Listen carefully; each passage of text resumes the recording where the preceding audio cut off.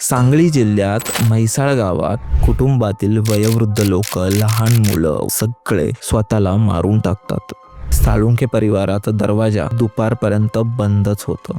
आजूबाजूला राहणाऱ्या लोकांना असं विचित्र वास येऊ लागला. त्यांनी जराही वेळ न घालवता पोलिसांना त्वरित कॉल केला. पोलीस आले आणि दोन्ही घरांची दारं तोडली गेली. एका घरात त्यांना 4 मृतदेह सापडले आणि दुसऱ्या घरात 5 मृतदेह. प्रत्येक व्यक्तीच्या हातात एक चिठ्ठी होती आणि त्या कागदावर लिहिले होते, आम्ही स्वइच्छेने हा देह त्याग करत आहोत. ही आत्महत्या नाही, तर मोक्षप्राप्तीचा प्रवास आहे. त्यांनी हा विश्वास ठेवला होता की मृत्यूनंतर त्यांचा आत्मा अमर होईल.